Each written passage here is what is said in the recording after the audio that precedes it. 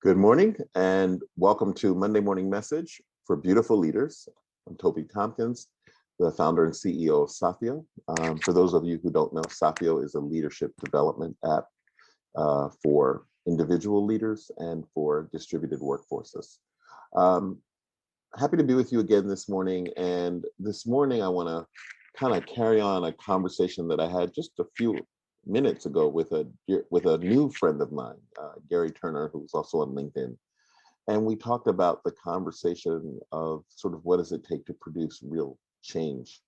And the thing that we don't talk about that's at the center of any real change is power and will. And they have a very interesting relationship, power and will. Um, Regardless of what you have in terms of social capital, in terms of wealth or status or title or celebrity, we all have power and we all have a will. Um, what I've seen and what I've learned and what I'd like you to consider is that the things that you will not do or you will not be or that you will not stand for as a leader, even in your own life, most importantly in your own life, usually by far outweigh the things that you will stand for, the things that you will um, be in support of. And I say that because what you will not stand for leads you down a very different road than what you will stand for. And that road demonstrates the depth and the breadth of your real power, your inner power. Whereas the things that you will stand for often illuminate your ability to acquire and sustain external power and power over others. But at the end of the day, what really matters the most is the power that you generate and sustain from within. So, as I've gone through in my career, which started in corporate America in a very clearly defined path toward the top, toward success, toward a lot of things, was that the voice inside me called will not began to take form and function.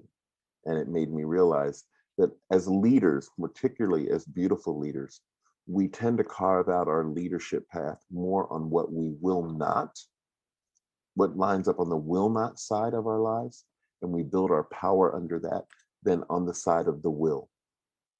So when you build yourself as a will not leader, you have decided that there are things you are willing to sacrifice.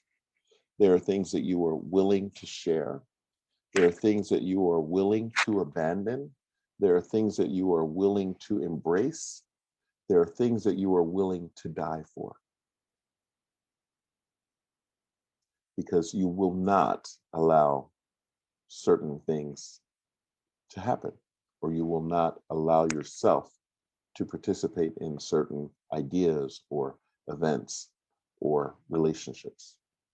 So when we look at will and power, the power of the most systemic change agents often comes from what they will not stand for.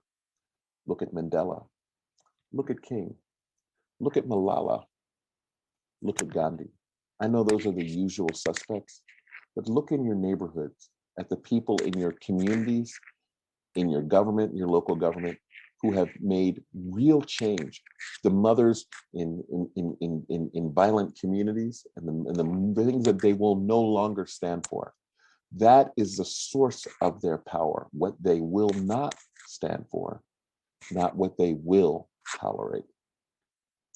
So if we really want to have change that happens at the level of our core humanity, we have to build our power and our will on both sides of the equation. Yes, what you will stand for is important, right? That's your message, that's your brand, that's your identity. But most importantly, people will remember you and they will respect you and they will honor you and they will experience the beauty in you for the things that you will not be a part of. So as corporations try to find their way with leaders who are afraid, the only real fear about topics like diversity, equity, and inclusion, when you're in the most powerful position, is that you might somehow have to give up power.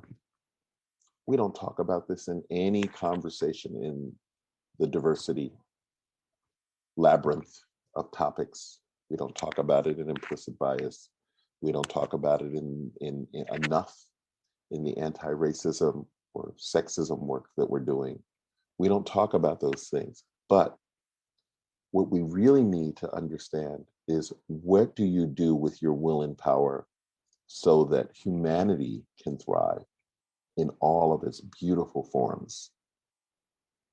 That's where the real essence of your leadership lies. And yet we see conversations with leaders, I've had them, who are forced, in order to remain in power and in order to be the person at the top, who will sacrifice their humanity in order to feel like the things that are going to affect other people won't affect them.